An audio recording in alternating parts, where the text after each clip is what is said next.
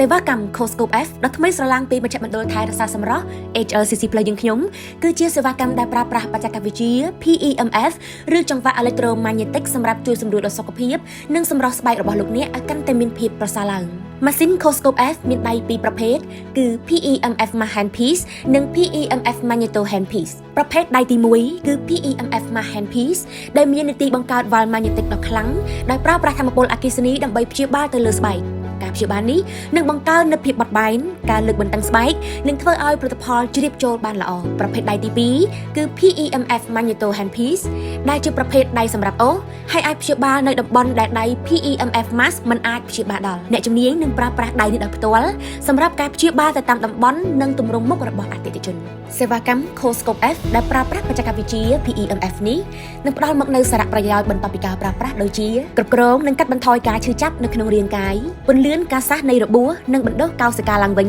សម្រួលលំហូរចរន្តឈាមជាជំនួយទៅដល់ជំងឺពាក់ព័ន្ធនឹងសរសៃប្រសាទជំងឺធ្លាក់ទឹកចិត្តនិង stress ជួយសម្រួលដល់ការសម្រានបានលក់ស្រួល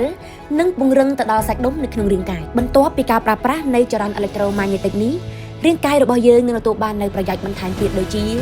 ការបង្កើតឡើងវិញនៅជាលីកានិង collagen ដែលជួយលើកទម្រង់សាច់ដុំមុខនិងស្បែកយឺតធ្លាក់សម្រាប់សេវាកម្ម Coscope F នេះផងដែរពួកយើងណែនាំសម្រាប់ការទទួលសេវាកម្មរយៈពេល1ទៅ2ដងក្នុងមួយសប្តាហ៍ដែលសេវាកម្មនីមួយៗនឹងប្រើប្រាស់រយៈពេលត្រឹមតែ30នាទីតែប៉ុណ្ណោះសេវាកម្ម Coscope F ថ្មីរបស់មជ្ឈមណ្ឌលថែរក្សាសម្រស់ HLCC Plus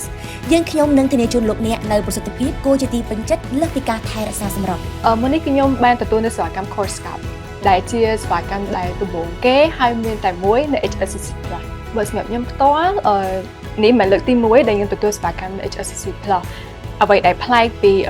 Coscope គឺអត់ឈឺទេតែគ្រាន់តែមានជាតិបែបដូច magnetic ដែលវា work នៅលើផ្ទៃមុខរបស់ខ្ញុំនៅពេលដែលខ្ញុំធ្វើហើយខ្ញុំទាញកញ្ចក់យកមកមើលខ្ញុំមានអារម្មណ៍ថាមុខរបស់ខ្ញុំគឺតឹងជាងមុនហើយសំខាន់ទូលទៀតដូចបងបានឃើញចាស់ស្ដែងចឹង before and after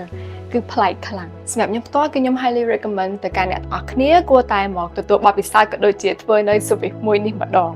ព្រោះដោយសារតគឺខ្ញុំឃើញពីប្រសិទ្ធភាពរបស់វាហើយជាពិសេសគឺសម្រាប់អ្នកដែលគាត់មានអាយុចាប់ពី25ឆ្នាំឡើងទៅកុំចាំរហូតដល់អ្នកទាំងអស់គ្នាចាស់ចាំមកធ្វើអ្នកទាំងអស់គ្នាគួរតែថែរក្សាចាប់ពីវ័យប៉ុណ្ណឹងទៅ